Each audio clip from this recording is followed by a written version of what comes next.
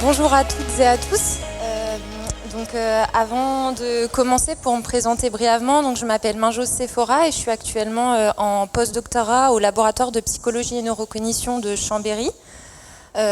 Et dans le cadre de ma présentation aujourd'hui, je vais vous présenter une des études de ma thèse portant sur l'intérêt que peut avoir le biofeedback cardiaque dans l'accompagnement de patients souffrant du syndrome de l'intestin irritable. Alors, je n'ai aucun conflit d'intérêt. Alors, pour commencer, comme je vous le disais, nous nous sommes intéressés au syndrome de l'intestin irritable, qui est un trouble chronique et fonctionnel, donc non imputable à une dysfonction ou une lésion organique précise. Alors, ce syndrome est principalement caractérisé par l'association de douleurs abdominales, de ballonnements et de modification de la fréquence et ou de la consistance des selles, mais il est également fréquemment accompagné d'une souffrance psychologique marquée et ou d'un retentissement fonctionnel significatif. Alors, 3 sous-types sont généralement identifiés, le S2I à prédominance diarrhéique, à constipation dominante et mixte, avec une alternance des deux. Alors, il faut savoir que la nosographie de ce trouble, elle est complexe, tant en recherche qu'en pratique clinique, et que toute cette complexité est en grande partie liée au fait que les données disponibles à ce jour ne permettent pas d'identifier clairement sa cause. Alors néanmoins, un consensus se dégage tout de même au travers de la littérature, pour le considérer actuellement comme un trouble de l'interaction cerveau-intestin, de causalité biopsychosociale, dont un facteur central est le stress. Ensuite, au-delà de cette complexité nosographique, une problématique majeure est que ce trouble est difficile à traiter. C'est une pathologie qui reste bien souvent incurable et les patients sont généralement mécontents de leur prise en charge, qui se limite bien souvent à des traitements médicamenteux qui viennent cibler les symptômes intestinaux. Or, ces traitements ils peuvent démontrer une efficacité limitée, mais surtout, ils ne viennent cibler qu'une partie des symptômes. En effet, étant donné la nature biopsychosociale du syndrome de l'intestin irritable, celui-ci ne se caractérise pas uniquement par ce type de symptômes, mais également par des symptômes dits extra-intestinaux qui, même s'ils ne sont pas centraux dans le tableau clinique, doivent être pris en considération, étant donné leur fréquence et leur effet délétère. Puisque l'on sait que ces symptômes ils vont à la fois exacerber et être exacerbés par l'activité de la maladie. Et finalement, vous comprendrez qu'au regard de cette problématique, un enjeu actuel, d'ailleurs appuyé par les dernières recommandations pour la pratique clinique dans le syndrome de l'intestin irritable, consiste à adopter une approche davantage multidisciplinaire et à développer et tester de nouvelles thérapies, ceci afin d'optimiser les prises en charge et la qualité de vie des patients. Et en particulier, l'accent est mis sur les thérapies non médicamenteuses, étant donné la proportion grandissante de patients, et surtout dans le domaine de la pathologie chronique, qui a désormais recours à ce type d'intervention. Et c'est donc dans cette perspective que le biofeedback cardiaque pourrait constituer un outil thérapeutique d'intérêt, dans la mesure où il vient cibler l'un de notre système nerveux, le système nerveux autonome, et qu'il pourrait donc permettre de prendre en charge à la fois des symptômes périphériques et centraux du trouble. Alors pourquoi une technique qui vient cibler le système nerveux autonome, elle est intéressante ? Tout d'abord, puisque des travaux indiquent l'existence d'une dysautonomie dans le syndrome de l'intestin irritable, c'est-à-dire une anomalie fonctionnelle du système nerveux autonome et en particulier de sa branche extrinsèque sympathique-parasympathique. De plus, étant donné que ce système est le principal médiateur de l'axe cerveau-viscère, sa mise à défaut entraîne des perturbations dans ce dialogue cerveau-viscère. Or, je vous l'ai dit tout à l'heure, le syndrome de l'intestin irritable est actuellement considéré comme un trouble de l'interaction cerveau-intestin. Et puis enfin, cette mise à défaut, elle contribuerait également à des atteintes multiniveaux, centrales, périphériques, ainsi qu'à une vulnérabilité plus importante aux effets délétères du stress. Et ça, on l'a vu un peu au travers des symptômes intestinaux et extra-intestinaux que je vous ai présentés tout à l'heure. C'est des choses qui sont fréquemment observées dans le S2I. Et donc, si on résume, le biofeedback, il pourrait permettre de venir corriger cette dysautonomie, favorisant une meilleure communication cerveau-viscère, permettant alors une meilleure gestion des émotions et cognitions, associée à une meilleure adaptation au stress. Et je souligne que cette méthode, elle est également intéressante dans la mesure où les patients sont généralement assez réfractaires à la composante psychosociale du trouble, et donc parfois assez résistants à des prises en charge type psychothérapie. C'est pourquoi, même si les thérapies cognitivo-comportementales ont démontré des effets significatifs positifs et que leur nécessité n'est pas du tout à sous-estimer, le fait d'aller rechercher d'autres approches apparaît pertinent. Alors maintenant, ce qu'on voit, c'est que malgré l'intérêt de ce biofeedback, les preuves empiriques de son efficacité dans le syndrome de l'intestin irritable restent rares et à notre connaissance, aucune donnée n'existe concernant ces effets sur le système nerveux autonome de patients avec un S2I. Donc c'est pourquoi notre étude, elle visait à démontrer empiriquement l'efficacité psychophysiologique du biofeedback cardiaque auprès de patients souffrant d'un syndrome de l'intestin irritable, ceci dans l'objectif d'optimiser les prises en charge. Et plus précisément, nous nous attendions à ce que le biofeedback améliore l'état émotionnel, la satisfaction de vie, le coping et le niveau d'acceptation de la maladie, et qu'il vienne réguler le fonctionnement autonomique, tonique, soit au repos, mais également phasique, c'est-à-dire en réactivité et en récupération à une situation stressante. Alors pour ce faire, 29 patients ont été recrutés dans le service d'hépato-gastroentérologie du CHU de Grenoble. Concernant le design expérimental, nous avions 3 sessions avec au moins 24 jours entre chaque. Donc, lors de la première visite, il était tout d'abord demandé aux participants de compléter des questionnaires qui visaient globalement à mesurer les variables psychologiques. Ensuite, le matériel électrophysiologique était mis en place. Alors, il faut savoir que notre protocole consistait à récolter des données physiologiques multiniveaux, centrales, périphériques, mais dans le cadre de ma présentation aujourd'hui, je ne vous parlerai que des données périphériques relatives à l'activité cardiaque, plétismographique et dermale. Et dans ce cadre, les indicateurs physiologiques d'intérêt étaient la variabilité de fréquence cardiaque à médiation vagale, illustrant l'activité du système parasympathique vagal, l'amplitude de l'onde PPG, indexant l'activité sympathique adrénergique, et la fréquence des réponses électrodermales, indexant l'activité sympathique cholinergique. Ensuite, les enregistrements des signaux physiologiques étaient effectués, et ce, toujours dans le même ordre, donc 30 minutes au repos en position semi-allongée, les yeux ouverts, puis en réactivité à une tâche de stress mental, et enfin en récupération dans les mêmes conditions qu'au repos.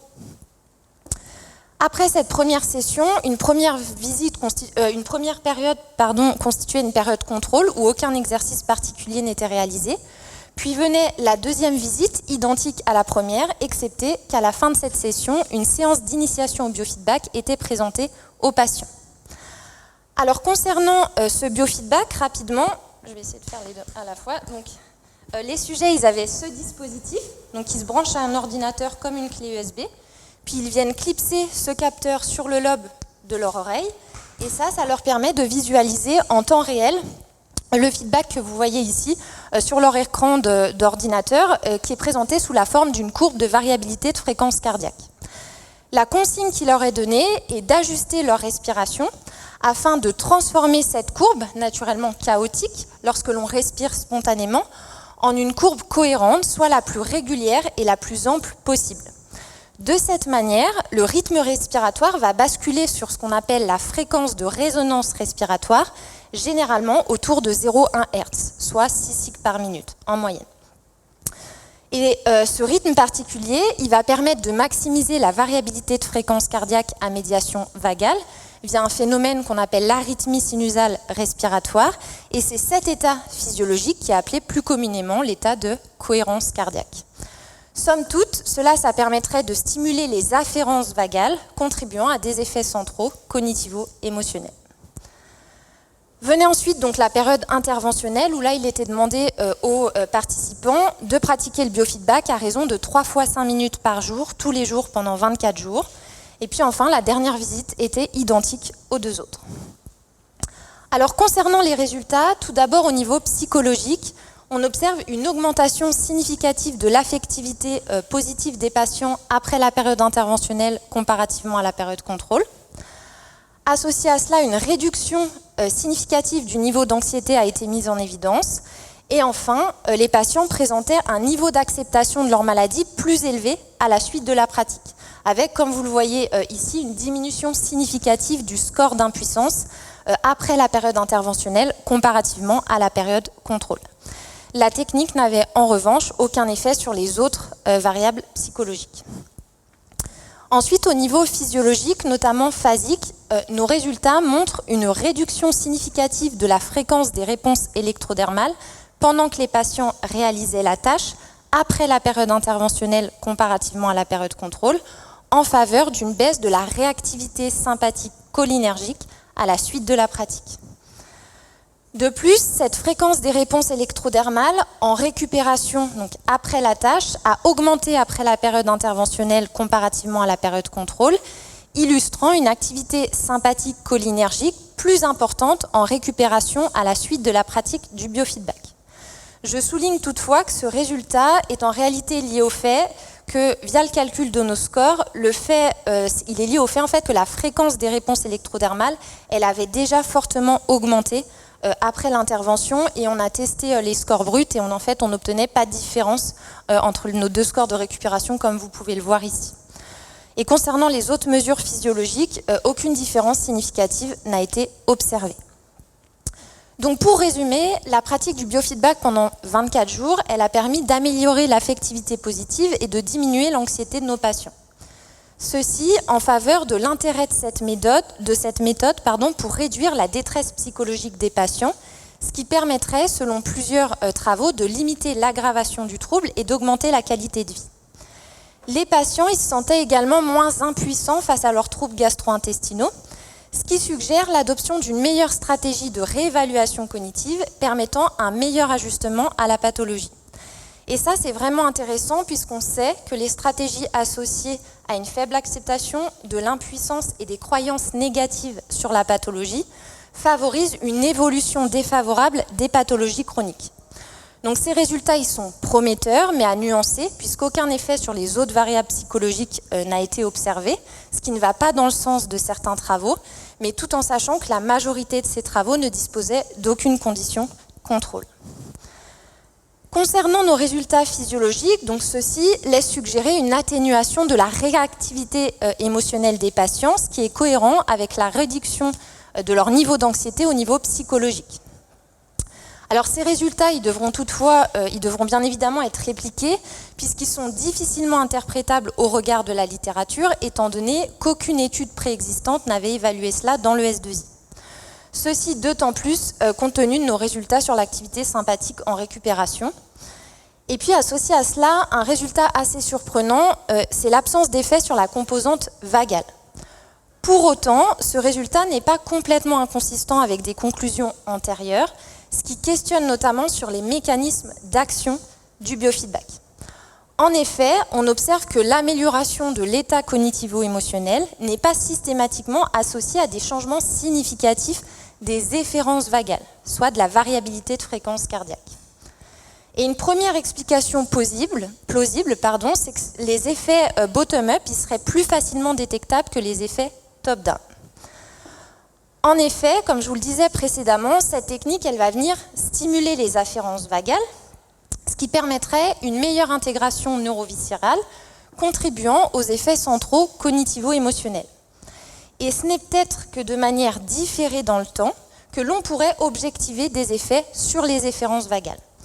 Et cette hypothèse, elle est étayée par des travaux récents dans le domaine de la neurostimulation vagale, où les effets sur la variabilité de fréquence cardiaque n'ont été détectés qu'après 3 mois de stimulation continue du nerf vague. Et donc pour de prochains travaux, ça serait intéressant d'aller mesurer à la fois les efférences vagales via la variabilité de fréquence cardiaque, mais également les afférences vagales, par exemple en mesurant les potentiels évoqués cardiaques. Une seconde interprétation possible, ça serait que le biofeedback il puisse moduler d'autres processus physiologiques type inflammatoire et endocrinien. Maintenant, au regard de nos résultats, une prochaine étape, ça sera d'examiner l'impact fonctionnel du biofeedback en incluant une mesure des symptômes intestinaux. Il serait aussi intéressant d'étudier les modérateurs qui viennent contribuer à l'absence, à la présence et ou à la maximisation des effets du biofeedback dans l'objectif de faciliter les stratégies de soins et de mieux respecter l'hétérogénéité clinique. Et là, je ne l'ai pas mis, mais je vais vous en parler quand même. Ça serait aussi intéressant, à long terme, c'est d'étudier en fait des thérapies combinées. Et donc, on va lancer un projet prochainement avec l'Université du Québec à Trois-Rivières pour à la fois combiner des thérapies qui viennent stimuler ce qu'on appelle les afférences, comme là le biofeedback, plutôt en bottom-up, avec des thérapies en top-down, type TDCS, donc la stimulation transcrânienne à courant direct, pour voir si ça permettrait, si chacune isolée ou les deux ensemble permettraient de potentialiser les effets. Maintenant, on va dire le take-home message, ce que je dirais, c'est que pour conclure cette présentation, je dirais que le biofeedback constitue selon nous un outil thérapeutique d'intérêt dans le syndrome de l'intestin irritable. Ceci d'autant plus que c'est un outil non invasif, peu coûteux et facile d'utilisation. Alors cette étude, c'est une étude pilote qui devra bien évidemment être répliquée, mais elle offre de premières données empiriques encourageantes, notamment quant à l'intérêt de cette technique pour réduire la détresse psychologique des patients. Maintenant, dans une perspective d'amélioration des bonnes pratiques cliniques, d'autres validations empiriques de cette technique basées sur la preuve scientifique et surtout contre placebo sont indispensables. Pourquoi? D'une part, car malgré son utilisation répandue et sa popularité, les données dans la littérature sont loin d'être consensuelles. De plus, même si elle est considérée comme de la médecine douce, aucune réglementation de pratique n'existe. Et enfin, car de plus en plus de patients recourent à ce type de technique. Et donc, je dirais que pour ce faire, des recherches multidisciplinaires et surtout rigoureuses doivent être entreprises sur ces thérapies dans les troubles fonctionnels, ce qui nous permettrait à long terme d'offrir de nouvelles perspectives de prise en charge aux patients. Et donc, je vous remercie pour votre attention.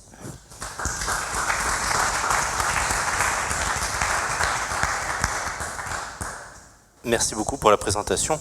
Vous parliez de validité externe qui était assez complexe parce qu'il n'y avait pas beaucoup de littérature à ce sujet-là. Dans le process, vous parliez de la respiration et du rythme qui allait vers la cohérence cardiaque. Est-ce que du coup vous avez des données côté cohérence cardiaque pour voir si le dispositif changeait quelque chose par rapport à la cohérence cardiaque?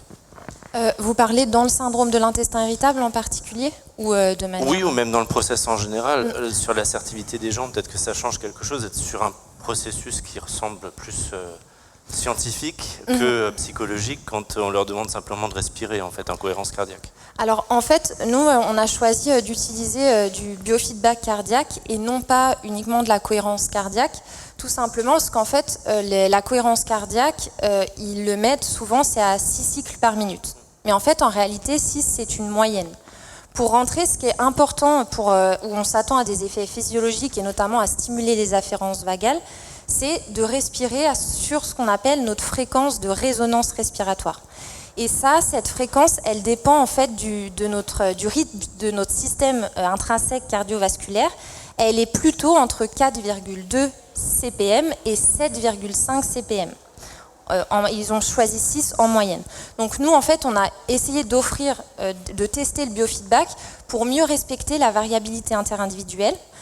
Après, comme je l'avais noté, on avait fait une autre étude, alors pas dans le S2I, mais auprès de patients qui avaient eu un accident vasculaire cérébraux. Et là, on a testé de la cohérence cardiaque, donc juste avec un rythme à 6 CPM versus un placebo avec un rythme à 12 CPM, puisque là, ils ne peuvent pas accéder à leur fréquence de résonance respiratoire, et on obtenait des effets similaires, avec une amélioration de l'état cognitivo-émotionnel, mais non associée à des changements, ce pourquoi un peu elle est vendue, et on va augmenter notre variabilité de fréquence cardiaque. Après, je ne dis pas que pendant la pratique, ça c'est montré, on a une augmentation de la variabilité de fréquence cardiaque. Mais souvent, ce qu'on a tendance à dire, c'est que ça perdure après. Ça, en réalité, dans la littérature, c'est pas tant consensuel. Et donc, c'est pour ça qu'il faut tester des recherches. Et là, on n'a pas encore... l'article est en train d'être rédigé, mais on a fait, en fait, j'ai fait le même protocole chez des sujets sains. Et là, j'ai créé un placebo en biofeedback et on obtient des résultats assez similaires. Donc ça, c'est plutôt intéressant parce que souvent, la limite dans ce type de pratique, c'est avoir un bon sham. Et donc là, on a bien fait comme un peu en pharmaco, on a juste testé le mécanisme fréquence de résonance, quoi. Donc voilà. Merci pour ce travail qui est extrêmement intéressant.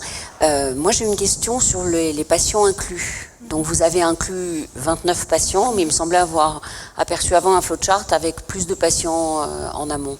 À la base, donc il y a des personnes, je ne sais plus combien j'en avais contacté exactement, mais il y a des personnes qui ont refusé parce qu'il faut savoir que c'est quand même un protocole qui dure sur 52 jours.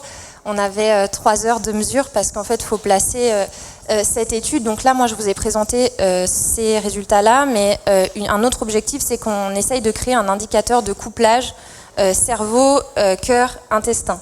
Et donc, on avait de l'EGG, de l'EEG, etc.